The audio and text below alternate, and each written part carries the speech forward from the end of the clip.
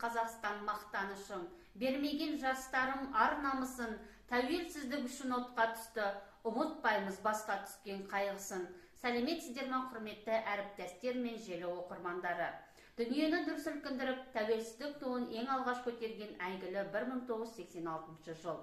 Биылғы жыл еліміз үшін ерекше. Қас қағым уақыт тәрізді, тау еткен тәуелсіздікке 30 жыл, желтоқсан оқиғасына 35 жыл. Бүгінгі желтоқсан жаңғырығы атты кітап көрмемізбен таныс болыңыздар. Қазаққа тәуелсіздік оңайлықпен келген жоқ. Біз оған ызғарлы желтоқсанда империя бодандығына қарсы бұлқынған намысшыл жастардың арқасында қол жеткіздік. Қазақстанның еркіндігі мен бостандығы жолында бастарын бәйгеге тіккен қанды желтоқсан оқиғасының қатысушыларын ерліктері уақыт өткен сайын жадымызда жаңғыратын болады.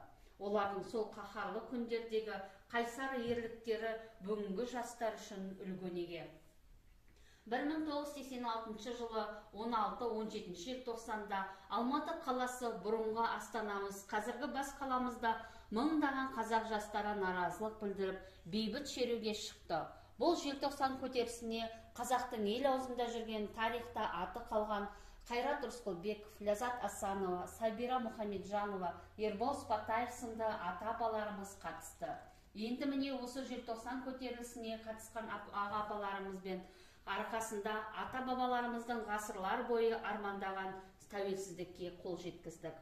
Желтоқсан қозғалысы 3 күннен шектелмейді. Бұл бүкіл халықтың рухани өміріне әсер етті. Ұлттық сананы қалыптастырып, ұлттық рухты өсірді. Еліміздің сан мың жылдар армандаған бірнеше ғасырға жалғасқан бостандық, тәуелсіздік үшін күрескен қазақ халқының тілегі орындалып, Қазақстан Республикасының тұңғыш президентінің жарлығымен 1991 жылы 16 желтоқсанда заңды түрде тәуелсіздік күні болып жарияланды. Міне, биыл желтоқсан оқиғасына 35 жыл, тәуелсіздігімізге 30 жыл.